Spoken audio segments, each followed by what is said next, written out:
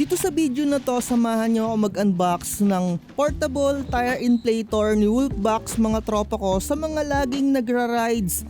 At para secured kapag naplatan kayo sa kalsada, dapat meron ka nito lalong lalo na kung nagra-rides ka sa mga malalayong lugar. Eto nga pala yung model Megaflow 24 ni Wolfbox at dito itatry na natin siya. Marami na rin siyang mga adapter mga tropa at pwede siya sa kotse, sa bisikleta at dito sa ating motor. Makikita nyo na rin yung pinakakarga mga tropa ng inyong gulong or yung natitirang hangin dyan sa inyong mga gulong.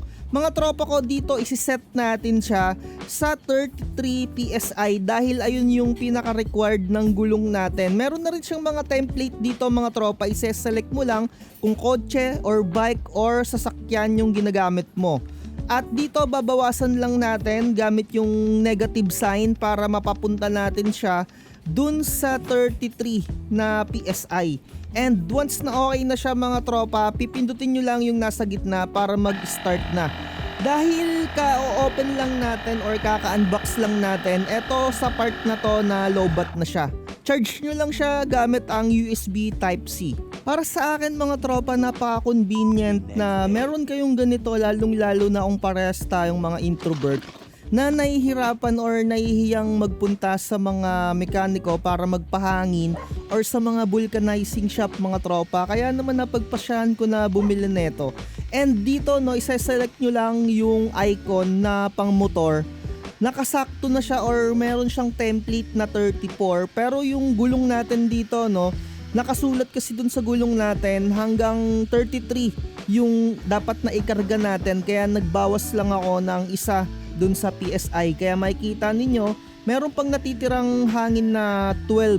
Ayan, tignan natin kung gaano siya kabilis magkarga ng pinakahangin niya dun sa gulong natin. Ayan mga tropa, nakikita nyo naman sa screen kung gaano siya kabilis magkarga ng hangin dun sa gulong natin. Usually maraming brand na ganito pero nakapag-try na ako ng mga ibang brand, parang yung Xiaomi. Hindi ako masyado nagandahan doon dahil nasira kaagad, ilang buwan lang siya.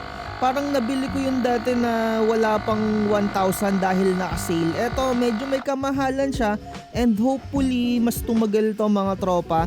May mga ibang model or brand na kagaya ng ganito na meron ng pang jump start. Pero etong Megaflow na binili ko, wala pa siyang ganun na features. Dahil yung brand ni Wolfbox medyo sabihin na natin na premium, umaabot ng 8,000 ata kung hindi ako nagkakamali yung meron ng jump start na features. Eto talaga pambomba-bomba lang. Para sa akin okay na to. Ayan mga tropa, nakita nyo from 0. Tignan natin kung gaano siya kabilis or katagal magbomba. Usually mga tropa no, kapag magpapabomba or magpapahangin naman kayo sa mga vulcanizing shop, 5 piso per gulong or 10 piso per gulong. Pero kung kagaya nyo nga ako na introvert, nahihiyang magpunta pa sa mga vulcanizing shop, syempre mas maigi na meron kayong ganito mga tropa. Ayan, kasi mga tropa, sa totoo lang nahihiya rin akong gamitin yung panghangin dun sa mga vulcanizing shop kasi hindi tayo masyado marunong magtansya kung okay na ba yung pinakagulong natin. Eto mas maganda yung mga ganito kasi nakikita mo yung PSI niya. Ayan o, 1 minute na full niya yung pinakagulong. So ganyan kaganda mga tropa, mabilis lang siyang magkarga. Kailangan nyo talaga neto lalong lalo na pag naglo-long ride kayo. Ayan mga tropa, abangan nyo yung long ride natin. Possible magpunta tayo ng Bicol. And syempre re-ready natin yung mga gamit natin. Kapag papatayin nyo, didiinan nyo lang sa gitna. Yun lang mga tropa, like, share, and subscribe. See you on the road. Bye bye.